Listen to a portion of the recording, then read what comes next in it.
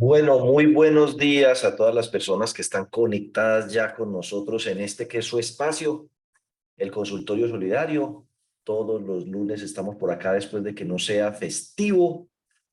Y bueno, el objetivo es poder contribuir al fortalecimiento de estas organizaciones a través de temas que son de su interés, que arranquen la semana actualizados y a ese respecto precisamente el día de hoy vamos a hablar de varios temas, unas preguntas que quedaron pendientes y como siempre responder las preguntas que surjan dentro del marco de la sesión, que además se transmite por YouTube para cuando la sala se nos cope, ustedes sepan que en YouTube se transmite en vivo o por algún motivo no puedan participar en vivo, pues pueden dirigirse allí a YouTube y ver el video a posteriori o inclusive queda el audio grabado en Spotify. Entonces, lo escuchan en el vehículo mientras van al trabajo o ven el video, o sea, el video lo ven en el trabajo, no en el vehículo porque se estrellan, o participan aquí directamente, lo cual les da la posibilidad de hacer sus preguntas. Durante la semana, por más que a mí me asiste la mejor de las buenas intenciones, comprenderán ustedes que el tiempo no me da para responder las preguntas.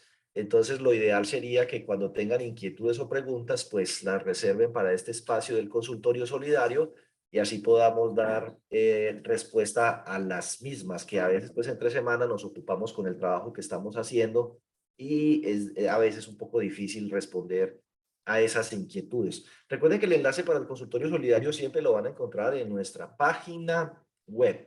Y dicho esto, y dándoles la bienvenida a todos y deseándoles un feliz inicio de semana, hay un tema al que le hemos venido haciendo monitoreo y sobre el que hemos recabado mucho, que son las tasas de interés del mercado y la forma en que el sector solidario se ha venido ajustando a ellas con cierto rezago. Las tasas de interés en el sector solidario son un poco inelásticas, lo cual juega en contra nuestra y me explico. Cuando las tasas de interés suben, el sector solidario la sube lentamente, con un rezago respecto a lo que pasa en el mercado. Y cuando las tasas de interés bajan, bajan también con un claro rezago respecto a lo que ocurre en el mercado y hay una ley de Murphy que dice que si alguien puede aprovecharse de una situación, lo hará. Y por supuesto, nuestros asociados no son sin ánimo de lucro. Los que son sin ánimo de lucro son las cooperativas y los fondos de empleados y las mutuales, pero los asociados son sin ánimo de lucro. Ellos quieren pues que les presten a la tasa más baja posible y que les paguen sobre sus ahorros a la tasa más alta posible y eso es entendible. Entonces, por supuesto, cuando las tasas de interés del mercado afuera en materia de crédito están más bajas, se llevan la cartera para otro lado. Ahorita podría empezar a ocurrir el fenómeno contrario, y es que como las tasas de interés del mercado, las tasas de interés del sector solidario en materia de crédito están más bajas que el mercado, es de esperarse que se aumente la demanda de crédito nuestra, lo cual va a ser una presión sobre la caja que nos permita a algunas entidades salir de los excesos de liquidez que se vieron en los 2 años previos, cuando era la situación contraria. Como por fuera prestaban tan barato, entonces no prestaban aquí y nos compraban la cartera a otras entidades y nos llenamos de liquidez. Ahora, ¿qué está ocurriendo? Como ya les dije, el crédito está aumentando las tasas afuera de manera considerable y por supuesto, pues entonces la demanda de crédito debería aumentar aquí porque aquí las tasas no se han ajustado en las mismas proporciones. Lleva al sector financiero, por lo menos desde abril del 2021, aumentando las tasas de interés, ya casi año y medio, y nosotros todavía estamos viendo a ver si lo hacemos o no. Y por el otro lado, de los ahorros, pasa lo mismo. Cuando en el sistema financiero las tasas de interés bajan, el sector solidario se aguanta un ratico. Eso ocurrió durante el 2020 y 2021 lo cual le permitió a los asociados que tienen CDATs en mutuales, en fondos de empleados, en cooperativas de ahorro y crédito, pues mantener una rentabilidad entre el 5 y 6%, que eso es el triple de la tasa del mercado que se observaba en ese entonces, donde le pagaban a uno a duras penas el 2%. La situación ahora ha cambiado dramáticamente. Sin embargo, es como si el sector solidario se tardara algún tiempo en darse cuenta de eso y solo reacciona cuando empieza a dársele un efecto que le preocupa, como es el caso de que los CDAT se los empiecen a llevar. Y ya en algunos fondos de empleados y cooperativas es claramente observable que las personas están retirando sus CDATs para constituirlos en otras entidades que les ofrecen una mejor tasa. Entonces, pues le digo que mientras que en el sistema financiero las tasas fluctúan así conforme al mercado, en el sector solidario es como así. Entonces eso le da la oportunidad al asociado. Me llevo mi plata para otro lado en este momento porque ya están pagando mejor, que cuando allá empiecen a bajar por allá hacia el 2024 vuelvan a los niveles que tenían antes del 4, 4, 5, me la vuelvo a traer otra vez para acá, para la cooperativa, que posiblemente todavía la tengan pegada del techo al 7, 8%, porque se demoran en corregir. Eso es claramente observable en las tasas de CDT al 18 de agosto. 18 de agosto creo que fue viernes, sí, creo que el 18 de agosto fue viernes, o sea, a este viernes las tasas que publicó la Superintendencia Financiera muestran cosas francamente escandalosas. Observen lo que vemos aquí con la vivienda. Yo soy cliente pues de la vivienda, pero no tengo plata para ahorrar. Pero a más de un año pagan el 16%, o sea que casi que es más rentable prestarle la plata a la vivienda que prestarle la plata a los asociados. Ahora, si le da miedo a más de un año, bueno, ábralo un año.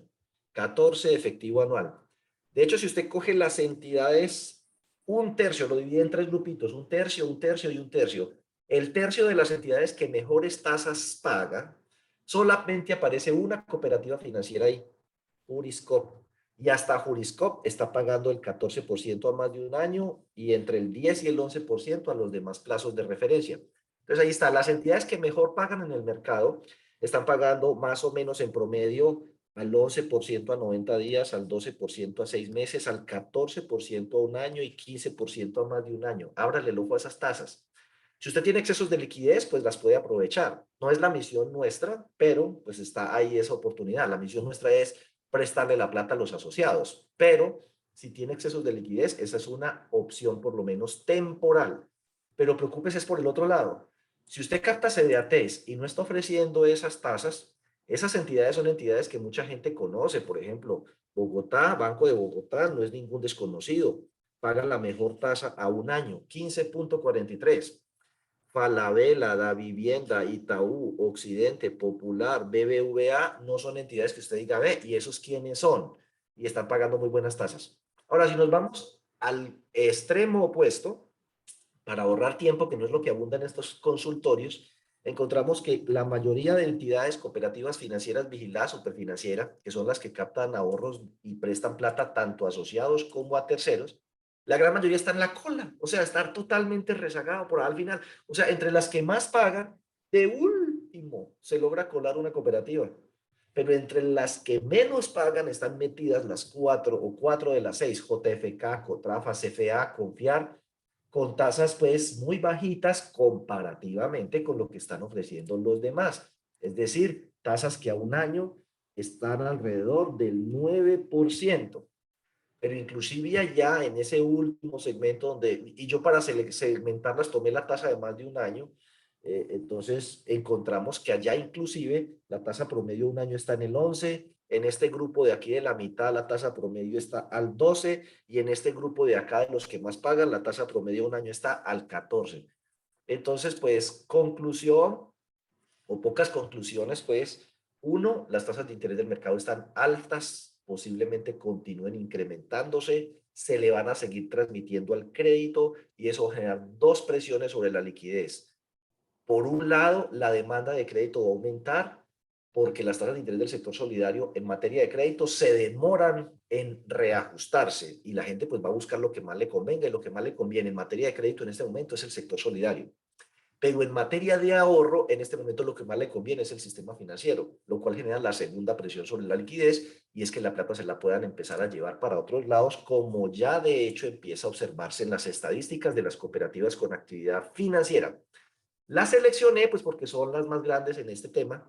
Del sector solidario casi concentran el 45-40% del total de los activos y son intensivas en el tema de captación. Entonces, cuando uno compara las tasas promedio ponderado que publicó la Superintendencia Financiera en su página web a diciembre del 2021 versus diciembre del 2022, 174 cooperativas con actividad financiera. Valga decir que en su momento, hace décadas antes de la crisis, eran casi 700, después de la crisis fueron 120, su número aumentó un poco más de 200, 210 tal vez, y luego hay unas que debido a tanta exigencia normativa han venido tirando la toalla o se han venido fusionando o las han venido interviniendo y liquidando y quedan alrededor de unas 174. Y posiblemente el número sea cada vez menor porque la carga, especialmente para estas más pequeñitas, que son unas 90 entidades, que las clasifican ellos en los segmentos micro, pues pueda ser muy excesiva y en algún momento tenga que tomar alguna otra decisión. La verdad es que, y lo digo de una vez aquí con todas las letras, cualquier cooperativa grande, mediana o chiquita que esté aspirando a convertirse en cooperativa con actividad financiera debe saber varias cosas. Uno, el nivel de exigencia es extremadamente alto. Dos, la superintendencia mira muchísimo a quién le va a dar esa autorización, autorización que no imparte hace por lo menos 4 o 5 años, digo yo, a ninguna entidad.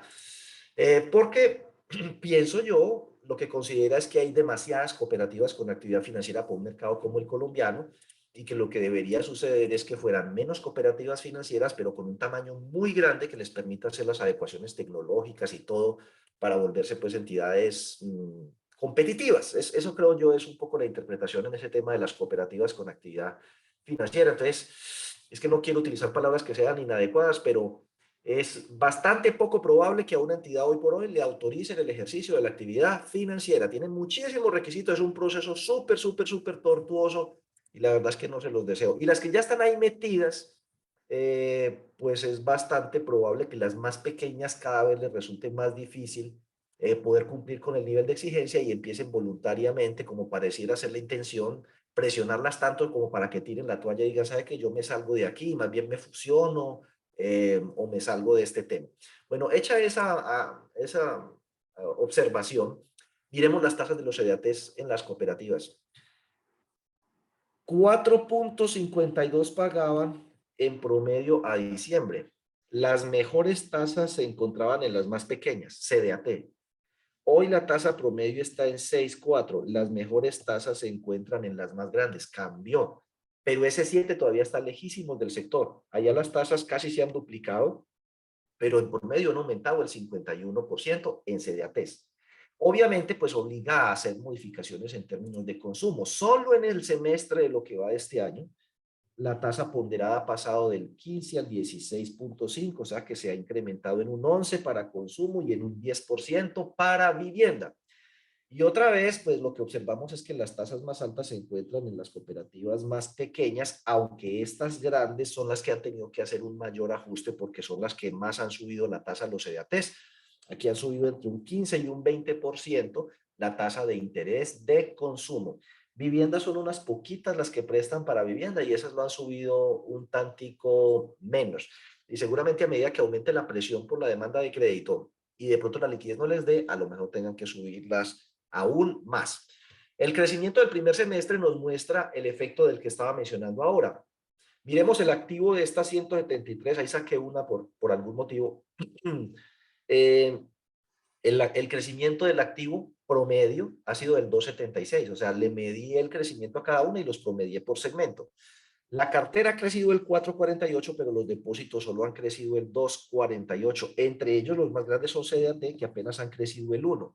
Y entre las medianas, las pequeñas y las micro, que son las que menos han ajustado su tasa, se da una fuga. O sea, en vez de crecer los CDATs, han decrecido. Mientras que las más grandes que han ajustado su tasa un poco mejor, los CDATs han crecido entre un 5 y un 8%.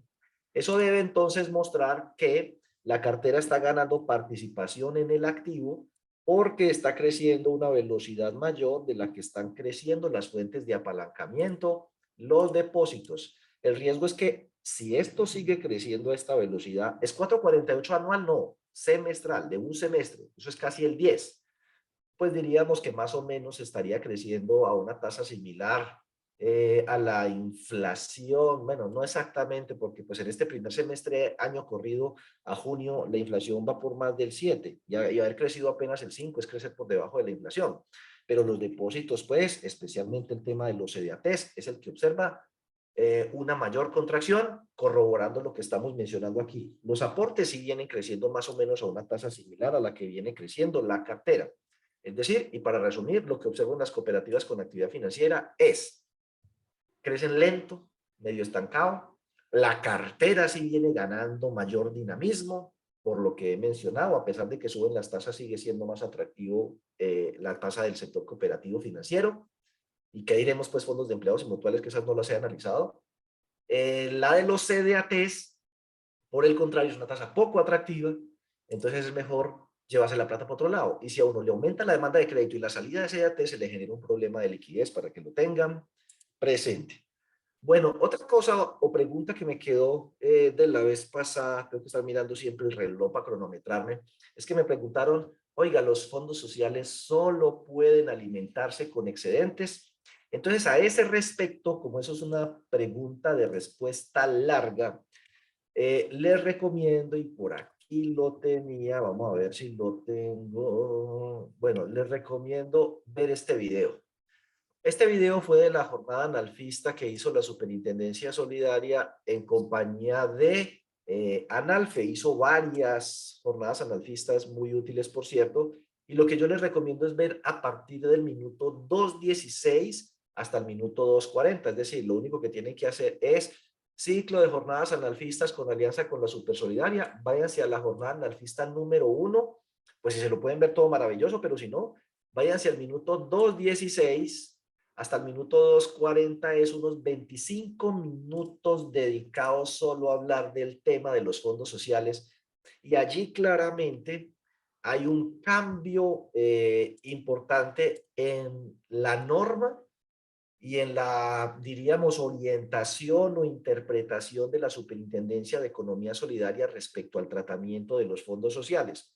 La persona que me hizo esa pregunta la vez pasada decía, ¿dónde dice la circular que no se puede?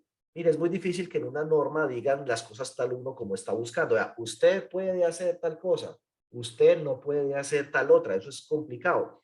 Pero si uno analiza el texto de la circular contable anterior y la circular contable actual, observa una clara cambio de posición y de interpretación. Mire lo que decía la circular básica contable vieja, cosa que ustedes pueden pues corroborar obviamente. Hablando del Fondo de Educación decía, se proveerá de los recursos económicos a través de excedentes del ejercicio, coma, con los resultados positivos de otras actividades para conseguir recursos, bazares, caminatas, entre otras, y con donaciones. Eso de ahí en adelante lo tacharon, eso desapareció. Y aquí abajo dice, una vez agotados estos recursos y con fin de garantizar la continuidad, ahí también cambiaron el párrafo. Dice, podrán alimentarse contra gastos del ejercicio. Ahí ya no se alimentan. La palabra alimentarse contra gastos del ejercicio ya no.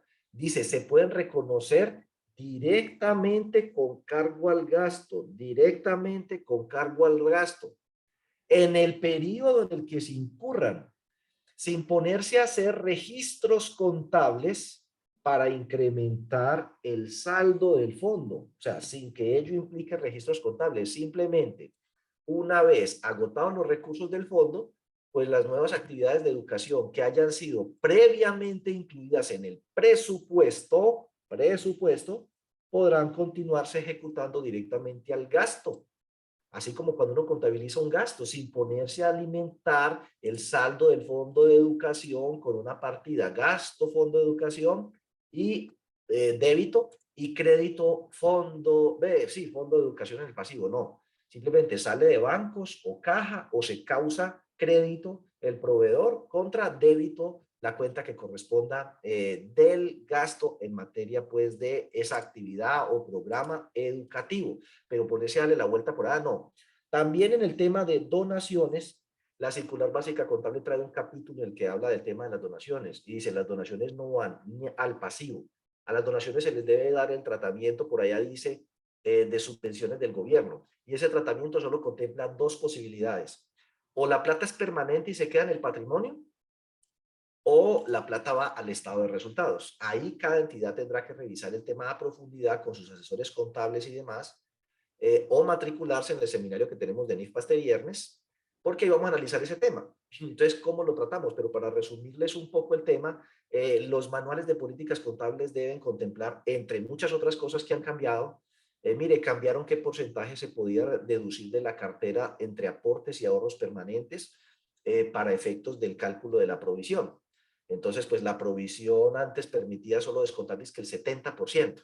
Algunos a lo mejor metieron eso dentro de sus manuales. No, ahora se descuenta el 100% del aporte y el ahorro permanente, siempre que la entidad no esté dando pérdidas. Y en este tema, pues de los fondos, seguramente las políticas contables contemplan que vamos a hacer actividad de rifas, bono solidario y un poco de cosas para alimentar los fondos.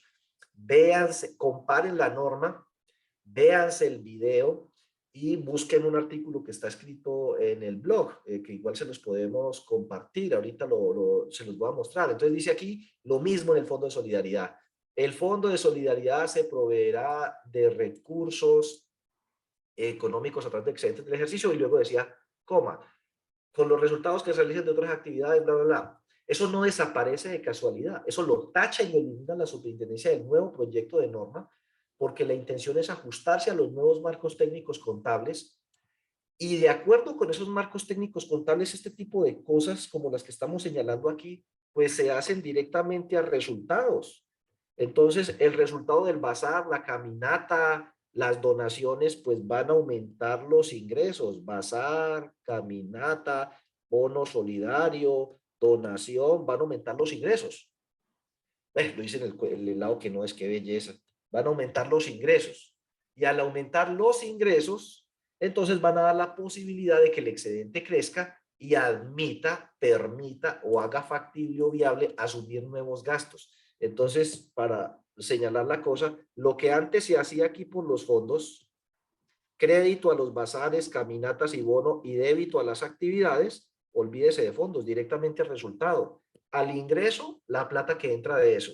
Y a los gastos, las actividades que se desarrollan. Y a la final, el efecto en el estado de resultados aparentemente es neutro, pero hay que tener en cuenta los riesgos tributarios que encierra, al menos para las cooperativas y mutuales. Entonces hay que diferenciar dos cosas. Los fondos de empleados pues tienen el mismo marco técnico contable que las cooperativas y mutuales. O sea que respecto a la orientación del tratamiento de los fondos sociales, es importante revisar lo que estamos haciendo, si está acorde con esos tratamientos, con esos marcos técnicos, si lo que estamos haciendo es correcto o no.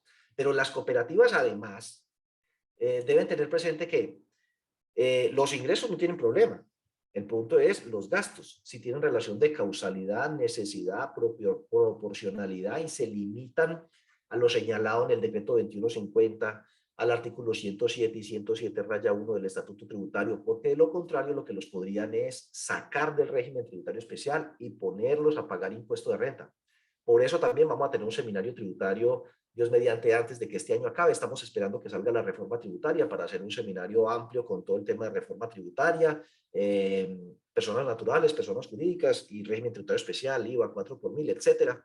Entonces, bueno, dicho esto, lo que les recomiendo es, primero, véanse el videíto de la jornada analfista 1 a partir del minuto 2:16, tengan paciencia, véanselo hasta el minuto 2:40, pero póngale mucho cuidado también a lo que él dice en el minuto 2:28, y esa es la respuesta para la persona que me preguntó en 8 días, ¿cómo así que los fondos sociales pueden alimentarse solo con excedentes? ¿De dónde sacó usted esa conclusión?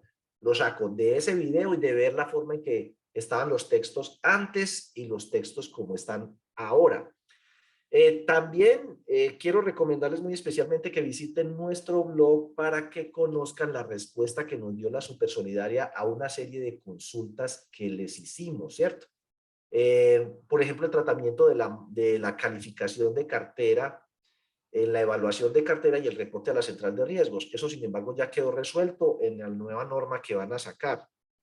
Coincidencia o lo que sea, pero una vez hicimos nosotros la pregunta, seguramente muchos se lo han hecho, la superintendencia decidió modificar la circular básica contable, dejando claro que la calificación de cartera solo tiene efectos internos, es decir, que no tiene efectos externos. Eso lo dice por aquí, léanselo ustedes con juicio. Listo, ¿qué más dice por aquí? Entonces dice aquí, la recalificación es un proceso, produce efectos a nivel interno, no siendo procedente realizar reportes a modo de historial de un usuario. Entonces, listo, quedó claro. Usted lo puede pasar a C en la evaluación de cartera, pero si él está al día, para efectos del reporte a la central de riesgo, será un A. O sea, hay que hacer la homologación de la que habla el nuevo proyecto de la circular, que estuvimos hablando de él hace 8 días, y entonces por eso nos repetimos hoy, porque ya de eso hablamos. Por aquí, volviendo al tema, los fondos de empleados de segundo nivel que no son categoría plena no les aplicaría pérdida esperada. Esa es otra inquietud que me plantearon. Yo tengo la interpretación, bueno, un poco confusa de que sí, pero era mejor corroborarlo con la Superintendencia de Economía Solidaria. Y entonces en la respuesta que nos dan, al final dice que de acuerdo con el cronograma de implementación, dice aquí, bueno, que dice por aquí que sí les toca, mejor dicho, en la respuesta lo que dice es que las entidades del segundo nivel de supervisión, que incluye fondos de empleados que no son categoría plena, también les toca el tema de pérdida esperada a partir del año, con el cronograma nuevo que se corrió a partir del año 2026, ¿sí? 2026. Bueno, a ver, espérate, te digo acá. Bueno, entonces, palabras más, palabras menos. No sé si eso lo tengan claro. Si aquí hay fondos de empleados de segundo nivel de supervisión, pero no son de categoría plena, a ustedes también les toca la pérdida esperada a partir del año 2026. Entonces, por favor, revisen esta respuesta que hay aquí y eleven sus consultas o pidan opinión a sus gremios, etcétera, etcétera. Bueno, hice otras preguntas ahí que no me voy a detener a que si es posible castigar cartera de personas jurídicas en estas entidades y más o menos me dicen que no, a mí eso va en contra de los marcos técnicos contables, pero listo. También estuvimos hablando de la baja en cuentas de saldos de ahorros eh, por la prescripción ordinaria. Y bueno, ahí hay una respuesta, eso lo vamos a ver también en el tema de los marcos técnicos contables. En el tema de la actualización de las garantías de los vehículos, que la norma dice que si se debe actualizar, dice mensualmente. Digo, ¿es mensualmente o es anualmente? Entonces dice aquí, debe ser actualizado mensualmente. Esa pregunta me la hizo la doctora Marta, gerente de la cooperativa Caja Unión en Cúcuta. Entonces ahí está la respuesta, mensualmente. Bueno, y ahí pues léanse ustedes las respuestas. Es muy difícil pues responder todas las preguntas y aquellas sobre las que quedan dudas yo elevo las preguntas a la superintendencia y ella nos las contesta, muy querida, y ahí se las pongo en el blog. Eso ahorita, si no está yo, más tardecito la va a estar. Vamos a hacer una próxima consulta que tiene que ver con el tratamiento de los excedentes en las cooperativas y mutuales, porque ese tema no es claro. Por ejemplo, la norma dice que se debe tomar del Fondo de Educación y Solidaridad, a pesar de que en algunas entidades toman todo el Fondo de Educación o toman todo el Fondo de Solidaridad. Entonces, ¿será que es obligatorio tomar el tema de educación y solidaridad? Sin embargo, hay como una especie de asunto en el que la supersolidaridad no se mete en temas tributarios y la DIAN no se mete en temas contables, pero sí es importante que la super se pronuncie cómo contabilizamos, por ejemplo, el impuesto de renta. Voy a colocarles un caso. Una cooperativa llega y da excedentes de 2.000 millones, pero de esos 2.000 millones, 1.000 millones de pesos son generados con terceros, por lo que no se los pueden repartir. Y los otros 1.000 millones, pues sí son distribuibles. Pero la DIAN dice, usted me paga impuestos sobre la totalidad de los 2.000 millones. Entonces se nos genera una situación muy complicada. Desde el punto de vista de lo que le tengo que pagar a la DIAN, le tengo que pagar 400 millones de pesos. Pero cuando haga la distribución de los excedentes, debo de los 2.000 descartar los 1.000 millones de pesos que son obtenidos con terceros, lo cual solo me dejan 1.000. Si de los 1.000 millones destino 20 para educación y 10 para solidaridad, que son 300, no me va a alcanzar para el impuesto de renta. Por ende, esos otros 100 tendré que registrarlos como gasto, pero resulta que los voy a registrar como gasto de impuesto de renta en un año diferente al año al cual resulte pues como procedente el impuesto. Es decir, que estoy registrando un gasto de impuesto de renta en el 2022 por la renta que se produjo en el 2021, cosa que por supuesto no será deducible para el año inmediatamente siguiente y nos lleva a la siguiente situación, que usted presenta en este año un excedente, por ejemplo, supongamos que nos volvemos a ganar los mismos 2.000 millones, pero con un gasto de 1.000 millones de pesos que no es, de 100 millones de pesos que no es deducible, o sea que realmente me gané 2.100 millones de pesos, porque eso incluye un gasto de 100 millones por un ajuste del impuesto de renta por allá viejo. Eh, entonces volvemos a tener ese problema. Pero se los voy a poner más grave. Imaginemos que son 1.000 millones, pero 900 millones son obtenidos con excedentes con terceros.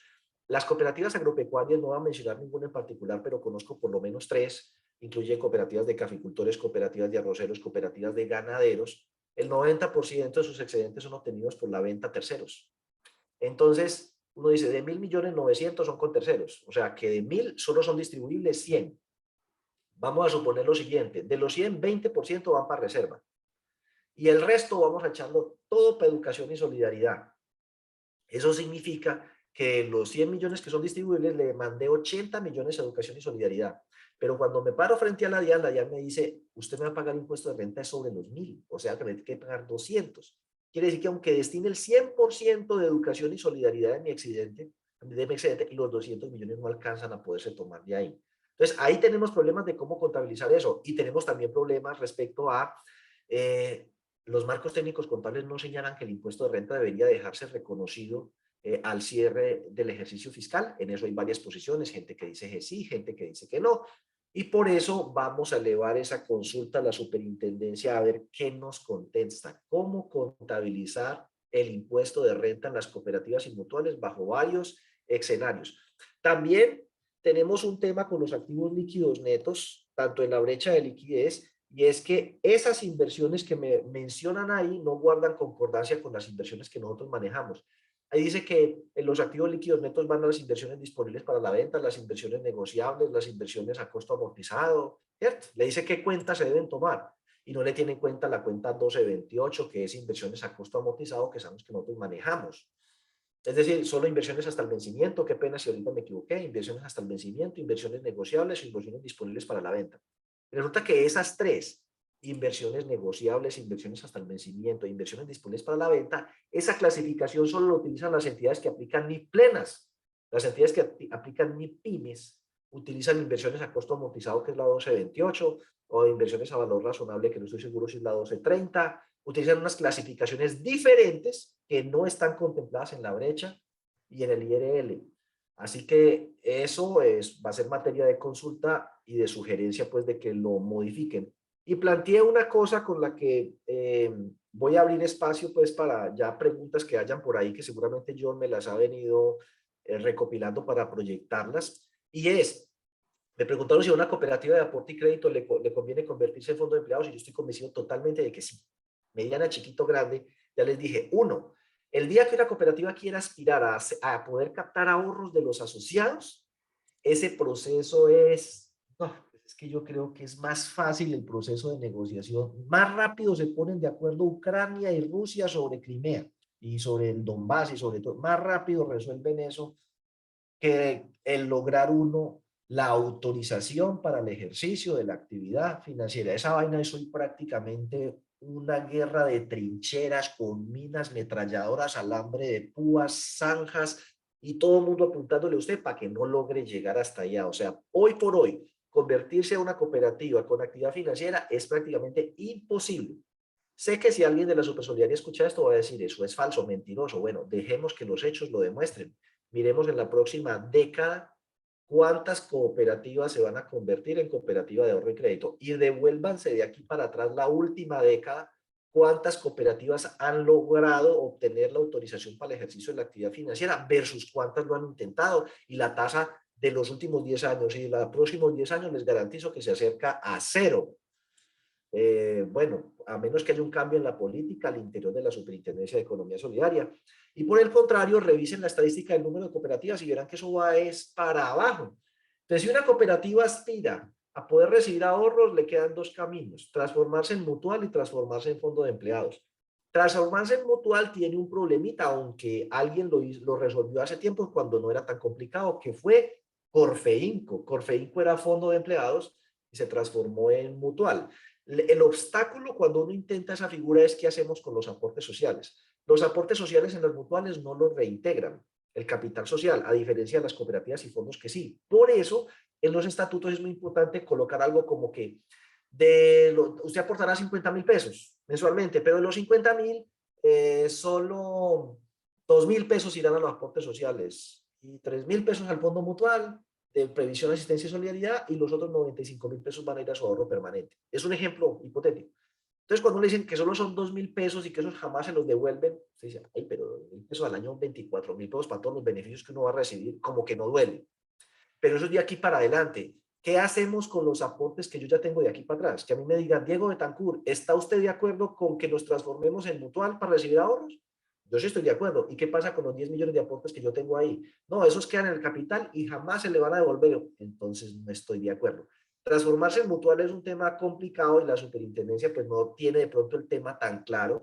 porque salvo el antecedente que conozco de Corfeinco del 2007 a la fecha, hace 15 años, nosotros lo intentamos con una entidad y la Supersolidaria nos lo rechazó. El poder coger los aportes y tratarlos como mutual en el ahorro permanente y empezar a hacer aportes de ahí para adelante, pero con una regla parecida a la que acabo de decir. Entonces, la más fácil es transformarse en fondo de empleados, figura que solo sería posible para aquellas cooperativas que, a pesar de que dicen que son pues multiactivas, integrales o de aporte y crédito, no son abiertas en su vínculo, sino que son cerradas alrededor de trabajadores de una empresa, es decir, cumplen con el tema del vínculo común de asociación. Entonces, menciono un cliente y a lo mejor están conectados por ahí, Coaceder, que es la cooperativa del magisterio de Bolívar, ¿sí? Se está extendiendo por allá en la costa, Coaceder. Entonces uno dice, ¿qué le impide a Coaceder convertirse en fondo de empleados? Nada. Primero, el vínculo común de asociación, magisterio. Todos son empleados del magisterio, sin excepción. O son pensionados y obtuvieron ese derecho a pensionarse siendo del magisterio. Entonces, si uno como asociado se pensiona y decide seguir como asociado en un fondo de empleados, eso es viable. Por ende, en Coaceder no habría problema por el vínculo común de asociación, porque Coaceder no recibe ni independientes, ni contratistas, ni comerciantes, ni amas de casa, ni estudiantes, nada de eso. Son empleados del magisterio. Es una cooperativa de aporte y crédito de 240.000 millones de pesos de activos, o para allá van por lo menos, y están basados en puro aporte. El día que ellos sueñen con manejar ahorros, tienen tres caminos: obtener la autorización para el ejercicio de la actividad financiera, que no se lo deseo ni mi peor enemigo, y es 99.99% probable que les digan que no, no porque sean malos, sino porque la super no quiere autorizar más gente. Dos, transformarse en mutual. ¿Y qué hacemos con los 160.000 millones de pesos de aportes que hay ahí? Y tres, transformarse en fondo de empleados. No existe ningún impedimento, cumplen con el vínculo común de asociación, se transforman, una vez transformados pueden recibir ahorro a la vista, CDAT, contractual y permanente. Pueden desarrollar otras actividades y tener convenios, claro, tener su centro recreacional como cualquier fondo de empleados. Las otras actividades, siempre que estén contempladas en el estatuto y orientadas a satisfacer necesidades de los asociados, no tienen ningún problema. Lo que no puede uno es crear actividades que no están orientadas a satisfacer necesidades de los asociados. Oiga, que queremos montar una finca y meterle ganado a eso, ¿y eso qué tiene que ver con los asociados? Nada. Entonces, es inviable ni como cooperativa, ni como fondo, ni como mutual, por el tema de que no cumple con lo que señala el artículo 11 y el artículo 10 de la ley 79, y es que todo está orientado hacia el asociado.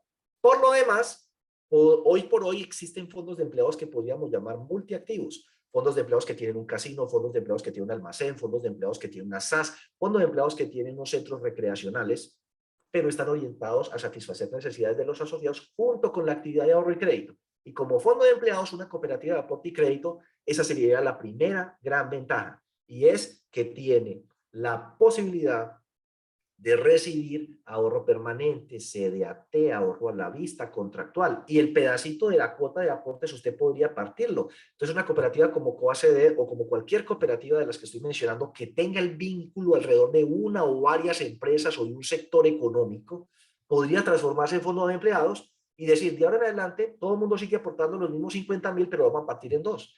10.000 pesitos van a ir, 5.000 pesos como mínimo van a ir a su aporte, y los otros 45.000 pesos van a ir a su ahorro permanente, pudiendo devengar intereses, contemplar el retiro parcial de ellos bajo ciertas circunstancias, y eso hace un poco más flexible y atractivo el modelo de negocio, y obviamente pues manejar el tema tributario, que esa sería la segunda gran ventaja, porque los fondos de empleados no son contribuyentes del impuesto de renta. Entonces, volviendo al ejemplo de Coacede que menciono, porque ellos casi siempre nos acompañan, un saludo para ellos.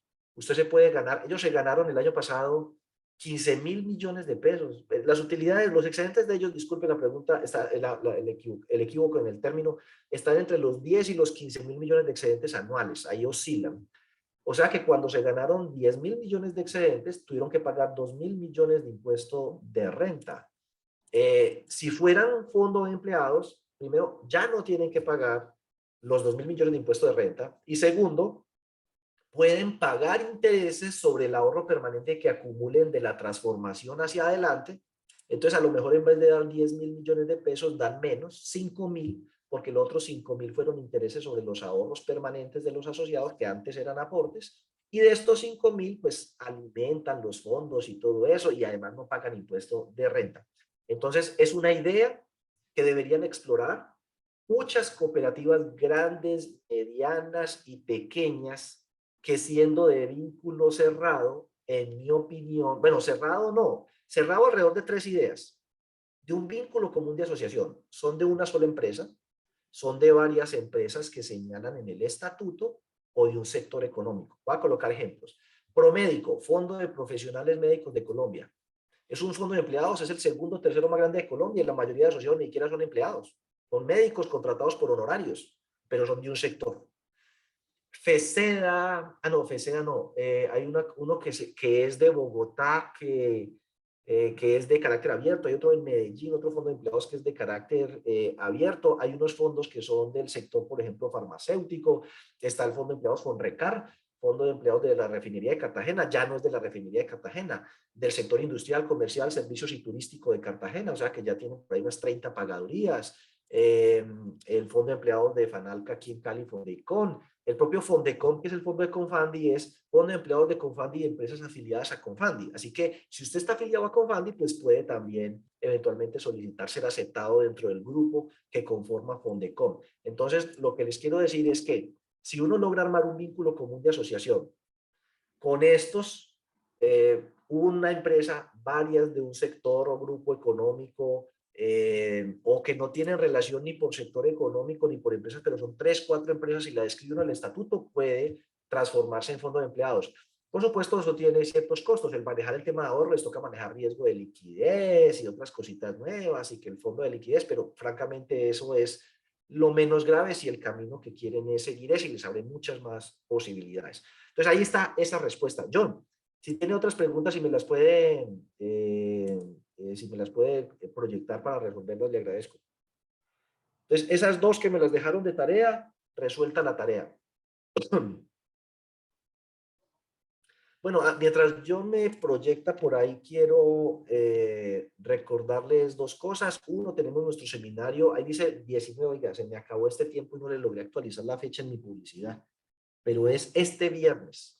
Este viernes 26 tenemos el seminario de actualización manuales NIF, políticas NIF, con todas estas cosas que han salido desde el 2016, que los fondos, que la renta, que las provisiones, que el deterioro, que las inversiones, que no sé qué, muchas de esas cosas han quedado desactualizadas, entonces vamos a tratar ese tema este viernes y les vamos a dar una guía modelo manual que les permita adaptar el suyo, adecuarlo, o cambiar de manual y decir, vamos a cuadrar este y le vamos a meter lo nuestro y vamos a dejar este como manual. Entonces, ese es el evento de este viernes. En septiembre tenemos el de comités de riesgos. También la superintendencia publicó las matrices para el tema de riesgo de mercado, para las inversiones. Recuerden que este tema de riesgo de mercado solo es para cooperativas con actividad financiera que captan ahorros. Y recuerden también que en nuestro blog hay una respuesta que nos dio la Supersolidaria sobre a qué tipo de inversiones se les aplica esto.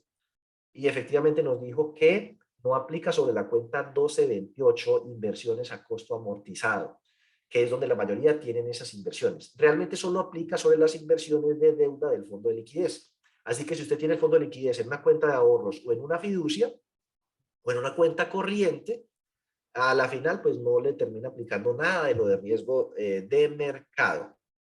Y sobre los excesos de liquidez, si los tiene en una cuenta 1228, inversión a costo amortizado, tampoco les aplica. Bueno, inician ya los vencimientos de renta. Bueno, y tenemos los eventos ya que mencioné. Y recuerden que nosotros tenemos el de Economía Solidaria gratuito una vez al mes, que estamos con el módulo 1 en lo que resta de este año. Este 27 de agosto es el próximo módulo, es el próximo módulo, es el mismo módulo que vimos el mes pasado, pero es la próxima sesión. Entonces, los que estén interesados se registran y participan en un curso gratuito de Economía Solidaria este 27 de agosto. Solo se cobra si la persona necesita que se lo certifiquen y es un costo de 20.000 pesos por persona, para lo cual es fundamental que se registre y que responda una evaluación. De resto, cualquier asociado suyo que quiera participar, lo único que tiene que hacer es entrar, lo vamos a, por Zoom requiere registro, por YouTube pues va a estar allí publicado. Pero si no se registra, no responde la evaluación, pues va a ser difícil que podamos verificar que realmente participó para darle la certificación. John, ¿ya tiene las preguntas? Sí, señor, ya las tengo listas. Permítame, ya le comparto pantalla. Permítame, por favor, ya Dale. le comparto pantalla. Aquí estoy incluyendo la última, que han hecho en el chat, es decir, que ahí quedarán todas. Pues Ruth la última que hizo fue que si hay obligación del documento soporte para las entidades del sector solidario. Eso es tema pues del seminario tributario que vamos a dar este año también hacia finales de año, y no que estamos esperando que salga la reforma tributaria para meterlo ahí. Por favor, nos acompañen.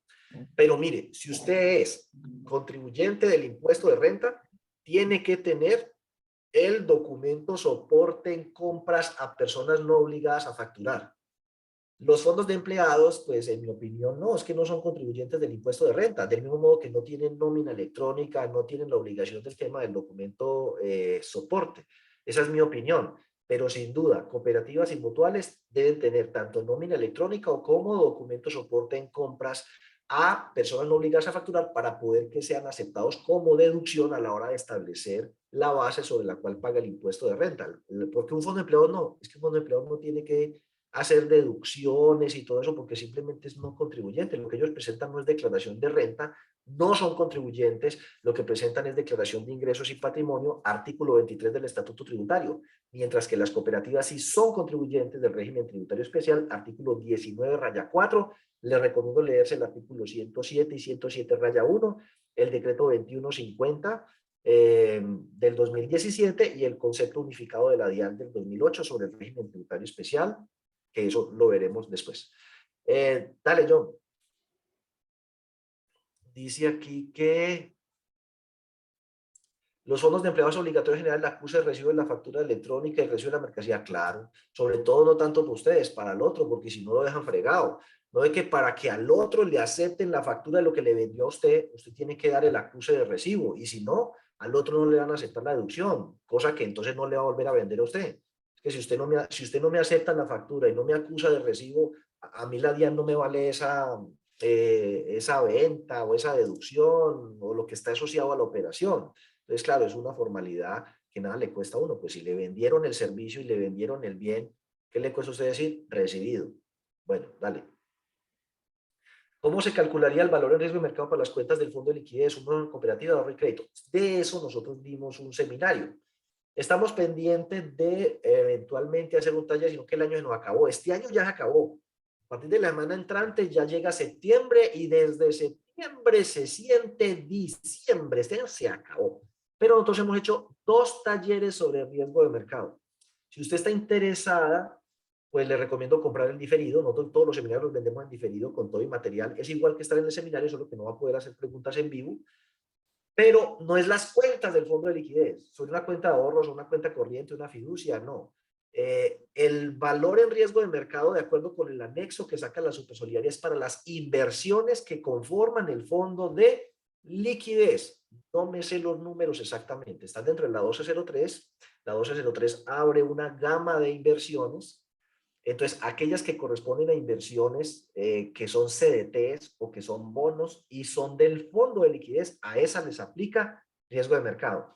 A mí, entre otras, me parece una tontería, pues que eso aplique, por ejemplo, para las que están en la 11, creo que es 20.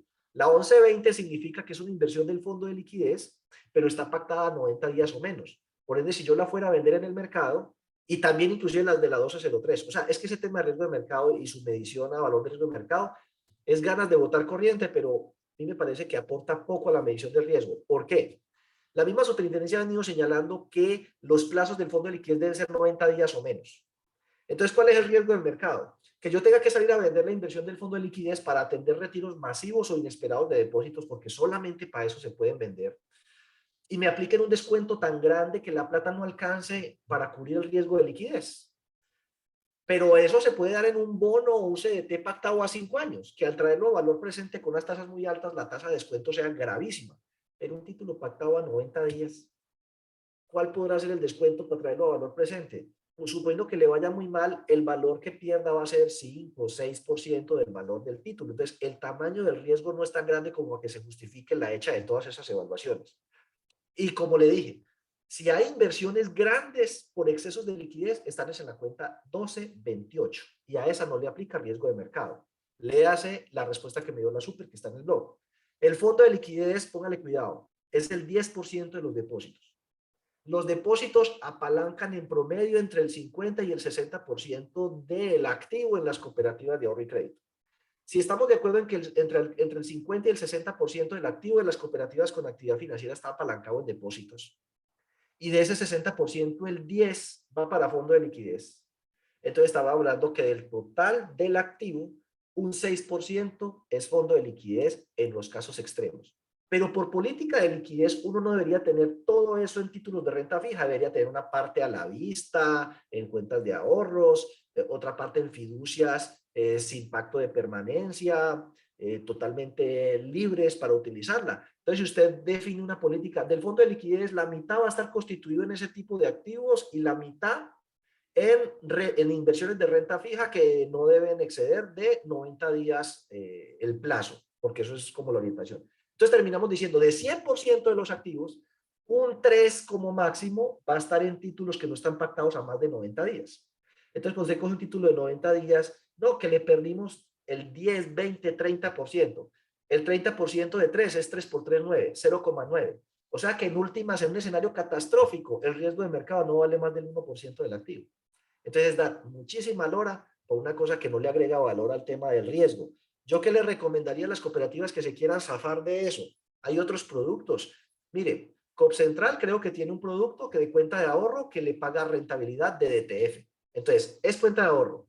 Le paga, creo que la DTF, una tasa muy cercana y no tiene que medirlo a riesgo de mercado. Tenga el fondo de liquidez ahí. O mire a ver qué otros productos puede llegar a tener que no sean muy riesgosos en las fluctuaciones y no tiene CDTs en el fondo de liquidez y listo.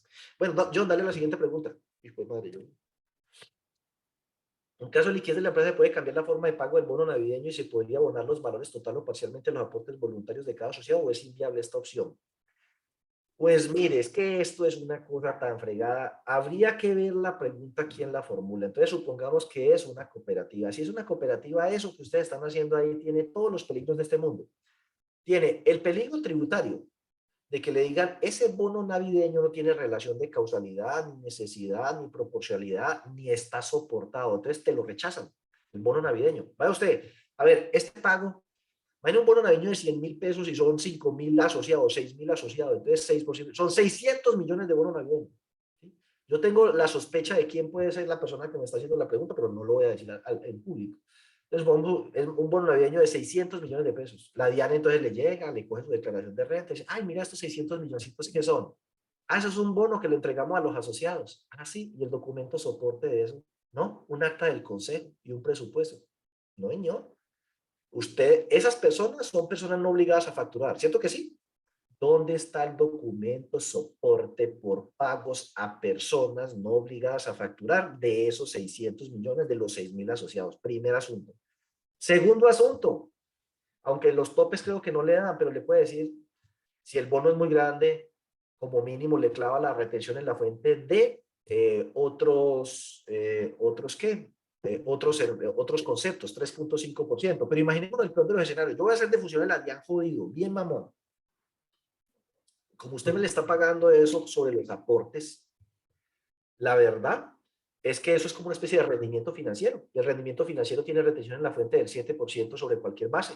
Así que usted no me le hizo retención en la fuente sobre rendimientos financieros. Lleva, segundo problema que tiene. Tercer problema que tiene, que la DIAN le diga, eso no es un gasto. Usted debió haber eso tomado de los excedentes y hacer el retorno o la revalorización de aportes, pero en la normatividad cooperativa, por ninguna parte yo veo la posibilidad de ese tema de los bonos navideños. O sea, esa es otra cosa a las que se le puede llegar a pegar y decirle, eso no tiene relación de causalidad, ni necesidad, ni proporcionalidad, y usted lo que me está es artificialmente reduciendo la base sobre la cual pretende pagar el impuesto de renta. Por ende, le rechazo ese gasto, corrija la declaración de renta, pague la sanción y pague el mayor valor del impuesto de renta. Ese tipo de pagos tiene ese riesgo tributario. Y desde el punto de vista contable, yo casi estaría seguro de que esa contabilización, de que usted da un bono al gasto y se lo abona a los aportes, eso pues le van a decir, no, miren, los aportes, o la persona pone aportes, o se revalorizan aportes.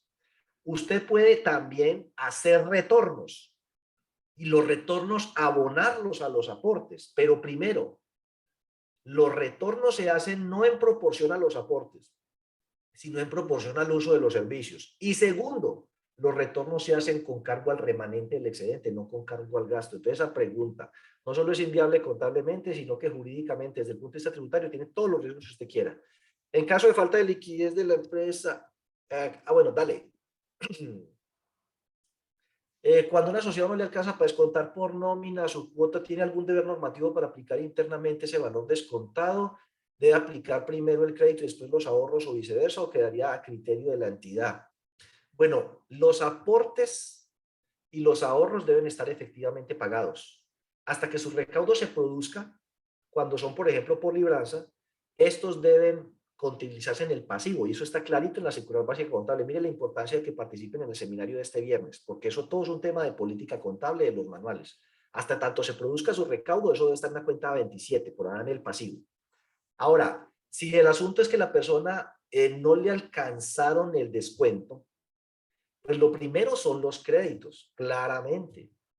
Y como los aportes y los ahorros no los hizo, yo no los puedo causar, por ejemplo, contra una cuenta por cobrar. Quedaría en mora de los aportes, quedaría en mora del ahorro permanente y él tendría entonces que pagarlos por caja o pasar a ser inhábil.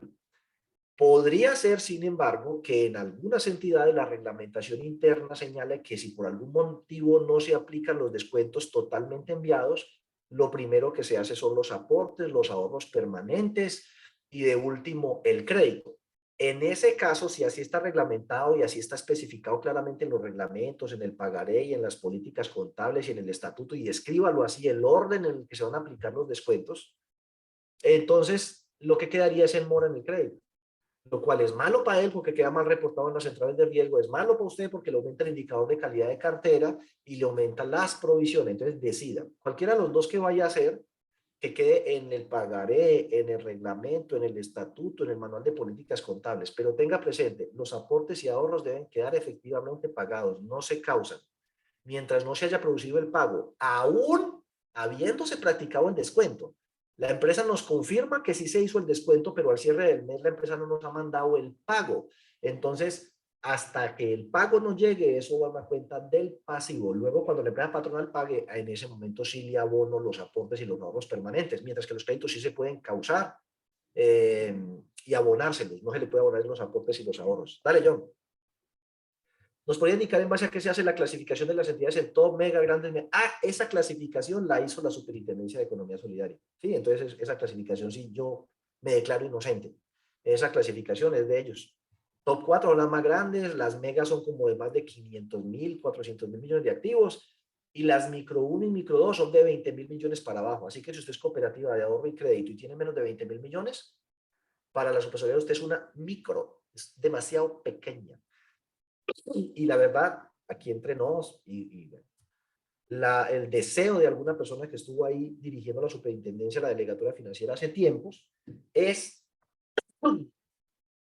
que las cooperativas con actividad financiera sean grandes. Esas chiquiticas, dice, ahí nos están sobrando el 60-70% de las cooperativas de ahorro y crédito. En esta delegatura deberían estar en otro lado haciendo otra cosa, pero debería ser unas 50, 60 máximo cooperativas con actividades grandes, igualitas a un banco en tecnología, en riesgos, de todo. Una persona que trabajaba ahí alguna vez manifestó esa era su visión, pero es una visión personal, no institucional, ¿no? Pero en la práctica uno sí ve que ellos estimulan, promueven, aconsejan que las chiquitas, ¿usted para qué sigue jodiendo con esto? Eso es como un paciente terminal que sigue luchando por su vida y el médico le dice, usted me gustaría mejor morirse, si quiere yo le puedo ayudar. Entonces, es dele y dele y dele a las cooperativas chiquitas. Ya uno que dice, ay, sí, doctor, aplíqueme ya la inyección letal. Y entonces uno ve, hace apenas 4 o 5 años eran 192, ya vamos en 174 y cada vez hay menos. Y hay que decir que hay unas que hacen unas cosas horribles y las tienen que intervenir y liquidar. Progresemos aquí y ni se diga de las otras. Esperemos que esa política cambie. Lo que sí quiero decirles es que hoy en día entrar a formar parte de ese grupo es bastante complicado y deben saber ustedes en la hoja de ruta del sector solidario que lo que son fondos de empleados y mutuales que se dedican al tema de intermediación financiera, la idea es trasladarlos a la delegatura financiera, fortalecer y transformar todo eso. Ese documento guía lo publicó la Unidad de Regulación Financiera del Ministerio de Hacienda, cosa que va a suceder de aquí al 2027. ponerlas a pagar seguro de depósito igual que hacen las cooperativas de ahorro y crédito y que más o menos tengan el mismo tratamiento regulatorio de las cooperativas con actividad financiera. Eso seguramente los gremios tendrán mucho que opinar y aportar, sobre todo para que los fondos de empleados más pequeños no les peguen la apretada que le han pegado a las cooperativas pequeñas y medianas, que ha tenido como consecuencia negativa su reducción en número, y eso es algo que no quisiéramos. Y a los fondos que son muy grandes, bueno, a lo mejor sí. Dale, John. ¿Cómo voy, Ole? 5 minuticos y concluimos y el resto lo dejamos para otros 8 días. Por una cooperativa que tiene excesos de liquidez, las tasas de ahorro están al 5. ¿Qué nos recomendaría? Bueno, yo de eso hablamos en el consultorio pasado, así que yo di una serie de recomendaciones que le recomendaría viera allá, pero así al rompe en este momento, su misión es convertir eso en crédito. Haga lo que tenga que hacer para lograr esa misión. Esa es nuestra misión. Hágale ver a los asociados que por fuera están pagando mucha plata y que aquí les va a salir mucho mejor. Pero tenga presente que usted tiene dos opciones. Si tiene CDATES y usted les está pagando el 5, esas personas podrían llegar eventualmente a llevarse esa plata. A lo mejor después a futuro la traigan. Pero usted tiene la opción en este momento para evitar que se la lleven. Habrá títulos en estas entidades que le acabo de mostrar a un año y diga, bueno, le ofrezco a un año el 10. ¿Por qué? Porque yo voy a coger la plata suya y por ahorita no me va a complicar, no la voy a prestar, la voy a colocar en Banco de Bogotá o en la vivienda al 12 o al 13. Entonces, ni gano ni pierdo, pero al menos conservo la plata para que cuando las tasas se vengan al piso, digo, ya yo no le puedo pagar el 10, le pago el 4, que es lo mismo que le están pagando por fuera, pero la plática la tengo aquí, ahora sí, para convertirla en crédito. Si lo que no quiere es subir las tasas de interés, pero tampoco perder plata o que se la lleven. Dale, John. Dale. ¿Qué recomendación nos podría dar cuando existe bastante demanda de crédito y la proyección de liquidez no alcanzaría y no se desea apalancamiento financiero? Esa sí está fregada, pues. La cuadratura del círculo. Oiga, yo tengo mucha demanda de crédito. La cartera está creciendo una cosa loca y estoy sin plata. Y no tengo cómo captar ahorros, porque eso falta dentro de la pregunta. Si usted puede captar ahorros, tendría que salir de manera más agresiva a captar ahorros, dado que no desea apalancamiento financiero. Si definitivamente no se quiere endeudar financieramente, entonces lo que le va a tocar es las líneas que le comen mayor liquidez a largo plazo, suspenderlas por lo menos temporalmente, vivienda, compras de cartera, vehículos. Es decir, estas líneas por un tema de liquidez van a quedar suspendidas al menos durante unos meses en aras de destinar la liquidez que tenemos a estas líneas que están más atomizadas y poder atender mayor cantidad de personas. Es decir, entre hacer 10 créditos de 50 millones para vivienda, que son 500 millones, hago 100 créditos de 5 millones para la inversión, solidaridad, educación y atiendo una mayor cantidad de personas. O sea que si los recursos son insuficientes, concéntrese en las líneas que mayor impacto y cobertura tienen y estas otras que se concentran en pocas personas, aún siendo muy sociales y muy queridas, pero que le cogen la liquidez y se la mandan a muy largo plazo, a tasas bajas y en pocas personas, suspéndalas temporalmente. Y definitivamente a lo mejor lo que le toca es subir las tasas de interés porque lo que le está pasando es el resultado de lo que hemos dicho. Como sus tasas son muy bajas comparado con lo que se observa en el mercado, eso va a seguir así, demandando crédito. Lo otro, maneja una muy buena estrategia de comunicación para que la gente no crea que usted está quebrado. No, se quebró, está ilíquida, se le demoran 3 meses para darle un crédito. Comuníquele a esos asociados que tiene una demanda de crédito alta de lo que estamos hablando aquí y que por ende las solicitudes de crédito se van a atender en orden de erradicación y se van a tardar un poco más de lo acostumbrado. Así que por favor, si tiene un plan o un proyecto, radíquela con suficiente anticipación. Porque salir con el tema de aportes extraordinarios, eso es muy poco atractivo. Hacer aportes en una cooperativa que no le garantice a usted que le va a revalorizar al menos la inflación, con una inflación que está en el 10. O sea, usted me dice a mí, ¿qué prefiere usted? ¿Meterle 10 millones a la cooperativa? Ojo que esto que voy diciendo, pues no es un tema maluco, suena maluco, pero no es maluco. O meter 10 millones en un CDAT. En el CDAT usted abre hoy por hoy un CDAT al 12-14% y a la fija se los van a pagar dentro de un año. A usted decir, haga una capitalización extraordinaria en la cooperativa de 10 millones. ¿Y como qué? Okay. ¿Y qué obtengo de beneficio? Le revalorizan. Si estamos de buena la inflación, pero eso no le mejora sus perspectivas de crédito, ni le van a prestar más barato, ni nada de eso. Entonces, hoy es difícil convencer a la gente de que acepte hacer una capitalización extraordinaria así porque sí. Entonces, a usted solo le queda lo que acabo de decir Y el apalancamiento financiero, efectivamente, si las tasas son muy altas, definitivamente, pues, mire, es que la DTF está para el 10, y le suma 5 o 6 puntos, está 16, 17. Le toca a usted prestar por el 25, casi al 2% mes vencido, para poder que eso le dé algo de margen de intermediación. Esa es la otra, que usted diga, no, definitivamente la cosa es así. Vamos a sacar una línea extraordinario apalancada con recursos externos. El que quiera créditos le va a tocar pagar una tasa más alta porque me toca endeudarme con bancos, que también es un tema difícil de manejar desde el punto de vista de la comunicación. Dale, John. En los fondos hemos tenido mucha deserción. Oiga, sí. ¿Existe la posibilidad de vincular a esposos? No, no. El vínculo común de asociación de los fondos de empleados no estira hasta por allá. Familiares de los asociados no lo abarca. Sé que por ahí hay un fondo de empleados en Colombia que lo hace, pero si usted hace la consulta a Analfe, a la Supersolidaria, creería yo que le van a contestar lo mismo que yo. No, el vínculo común de asociación es para trabajadores, independientemente de la forma de contratación, de una empresa, de un sector, de varias empresas señaladas en el estatuto. Si su esposo o esposa trabaja en una de esas empresas, tal vez, pero que por simplemente el vínculo de familiaridad, ¿yo puedo hacer crecer el fondo de empleados? No. Tendría que transformarse en otra cosa, como en una mutual, por ejemplo. Pero vuelve el tema, que eso fue lo que hizo Corfeinco.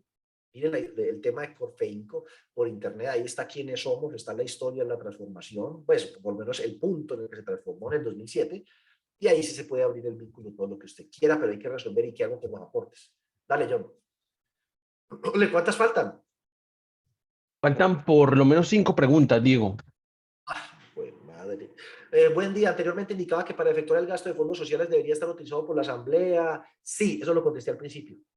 Eso lo contesté al principio. Debe estar incluido en el presupuesto, pero no la asamblea. Sí, ya no es la asamblea. Debe estar incluido el presupuesto. El presupuesto lo autoriza la Junta y el Consejo de Administración. Entonces, veas el video también que le recomendé del minuto 26 al minuto 40. Entonces, no es la asamblea. Esa jurisprudencia cambió. Ahora le digo que los manuales contables hay que actualizarlos porque esto cambió. No sé si habrán dado cuenta, pero cambió. Esos manuales están desactualizados ya. Se hace directamente al gasto sin alimentar el fondo y no tiene que aprobar la asamblea, sino incluirlo en el presupuesto, el consejo o la junta directiva.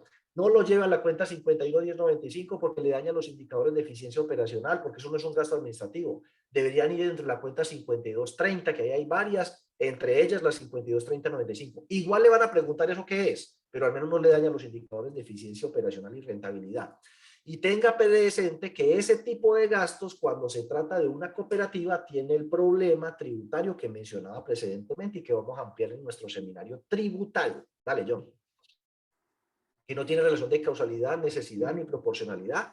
Léanse el artículo 107, 107 raya 1 del Estatuto Tributario. Léanse el concepto que les voy a publicar en el blog ahorita más tarde para que lo identifiquen. Es este tratamiento de los fondos sociales. Ah, no. Bueno, es que es usted el que está proyectando. Ahorita les voy a publicar un artículo sobre el tema de los fondos sociales y el tema tributario ahí para que ir ambientando nuestro seminario tributario de este año. Es para el concepto de donaciones. Busquen en la circular básica contable la palabra donaciones. Entonces le va a decir que tiene que aplicar el estándar tal de la NIF que se refiere a subvenciones del gobierno. Luego vaya y busques el de subvenciones del gobierno y estúdielo con juicio, tanto la norma como la guía, y básicamente lo que va a llegar es a o es parte del patrimonio o es parte del ingreso, pero no es parte del pasivo. Entonces, si a uno le hacen donaciones, las lleva al ingreso. Al ingreso. Nada de que vamos a alimentar los fondos, a menos que usted tenga un fondo mutual. Los fondos mutuales sí se alimentan con contribuciones de los asociados, pero no son donaciones. Dale. Eso es otra pregunta, pues, para que se aclare con la supersolidaria, ¿no? Pero la supersolidaria A, en los requerimientos cuando trata de donaciones, dicho eso, dice, usted tiene que ajustarse a esto, donaciones, al ingreso o al patrimonio, nada del pasivo que formando parte del fondo tal, no. Somos cooperativa que tiene como objetivo venta de agropecuarios a contado y a crédito. ¿Les aplica pérdida esperada o SARC? Si esas ventas de insumos agropecuarios son deudores por venta de bienes y servicios, cuenta 1605, no les aplica SARC, desde el punto de vista de lo que es el capítulo 2. Distinto es, usted tiene riesgo de crédito, pero no tiene que aplicar pérdida esperada y todas esas cosas que haya. Usted mismo diseña sus políticas en materia de crédito. Por ejemplo, ¿cómo va a ser el deterioro de esas cuentas por cobrar? Por eso digo que los manuales NIF hay que actualizarlos. Porque cuando usted aplica deterioro en la cuenta 14, la super le dice cómo lo va a hacer. Pérdida esperada o modelo por altura de mora, que eso también cambió. Pero si usted lo que tiene es deudores comerciales, no le aplica pérdida esperada, usted debe definir los criterios de deterioro, la política de deterioro y obviamente la política de otorgamiento, análisis y demás, pero queda por fuera de lo que se entiende en sentido estricto como SARC. Dale, John. Estimado, en su experiencia, ¿usted conoce algún software donde se ha realizado el proceso de pérdida esperada, modelo, altura y homologación? Oiga, yo creería que todas están trabajando en eso. Me da miedo meter la mano aquí por uno en específico, pero yo no conozco tanto los softwares. De hecho, estamos en proceso de acercamiento por ahí con alguna casa de software para integrar nuestro sistema de riesgos, el StarSol, que maneja todo el tema de SARLAB, riesgo de liquidez, y le vamos a ir subiendo el tema de los péndulos. Entonces estamos desarrollando un software de riesgo, que ya varias entidades lo están usando aquí, de las que se conectan con nosotros, pero lo queremos integrar con una casa de software. Estamos buscando el tema de las alianzas, y por ese lado pues nos hemos dado cuenta de avances que tienen empresas como Limis, como Sólido, OPA, ¿cierto? Pero menciono esas tres, pues, pero creería que todas están trabajando en eso. Sin embargo, también estaría seguro de que están tan colgadas y las entidades y las casas de software que los plazos para su contabilización los corrieron hasta enero del año 2023. O sea, les dieron 5 mesecitos más para que terminen de ajustar eso. La buena noticia para las demás entidades de nivel 2 de supervisión es que eso les arranca en el 2026, o sea que de aquí a ellos ya eso tendrá que estar estabilizado en casi todos los softwares. Mire, tenemos el 23, 24, 25, 3 años para lograr eso. Yo creo que de aquí a eso ya va a estar inventado.